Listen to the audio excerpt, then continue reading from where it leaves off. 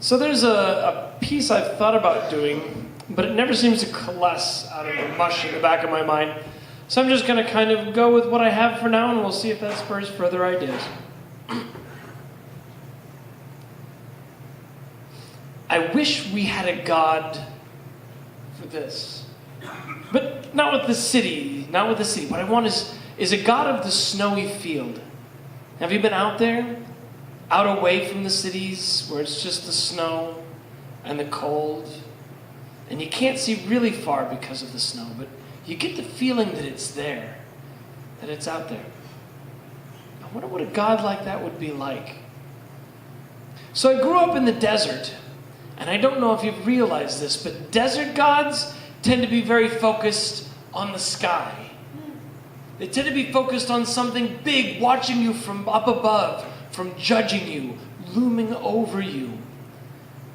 Also, deserts have this problem in that they're very dry until suddenly they aren't. Flash floods are a big deal in the desert. In Nevada, one of the surest ways to die is hang out in a dry riverbed at the wrong time. It happens far away, the water just flows down until suddenly it's there. Desert religions tend to focus on end times, sudden, terrific endings. And what about oceans? When you focus on the desert, it's all above you, and it's all very judgmental, but very clear. You can see it all, the rules are laid out for you. But gods of the ocean are always capricious. It's always a mystery, it's always hidden. You can see surface things, but you're not allowed to know what is underneath it.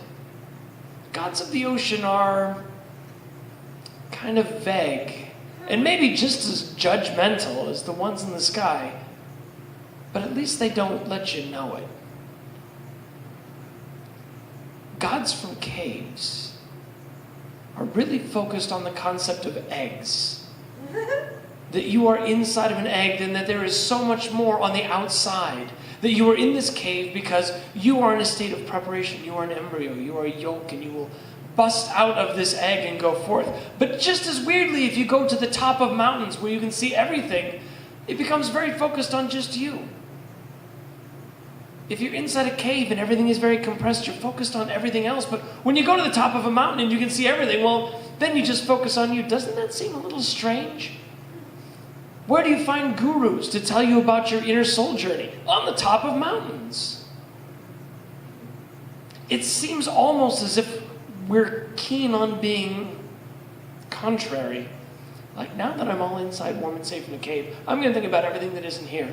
And now that I'm on top of the mountain and I can see fucking everything, I'm going to focus on the inside journey. And what about equators? If you're on the equator, it's the same day and the same night, and the seasons are maybe a little bit muted unless you have a monsoon and a dry season, but even still, they're very predictable. Buddhism, Hinduism, these religions come from equatorial places, and they're characterized by eternity.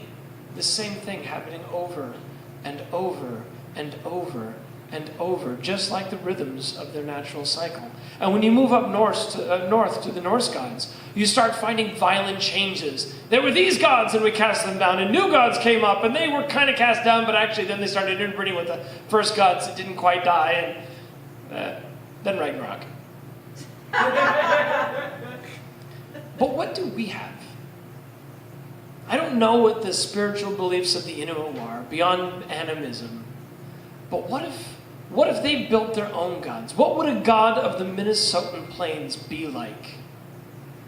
It's almost like being in the desert. You can see everything up above, but the snow kind of hides so much of it, so it feels a little bit like an egg. You're still limited in how much you can see. And a death in the desert is a dry, horrible, lingering thing that cakes your lips and breaks you. But at some point, when dying from cold, you feel warm. You feel comfortable. What kind of god or goddess would come from this type of death? What kind of god or goddess would be in the frozen plains, the harsh winds, and the clear, clear nights where you can see all the way out to the stars. I want a goddess like that. I want a goddess that crunches under your feet in the snow at night. I want a goddess that reflects the moon's face off of all of the surfaces. I want a goddess who speaks in wolf howls out in the distance. I want a goddess that encourages you to cling close to family and friends, in front of a warm fire, inside of a house, but at the same time, you want to go out and smell the chill breath. Would it be a God of sudden endings? Or would it be a God of the winding down of the universe? Or would it be something we haven't thought of? Whatever it is, I want to meet her, the Goddess of Minnesota Plains. Thank you.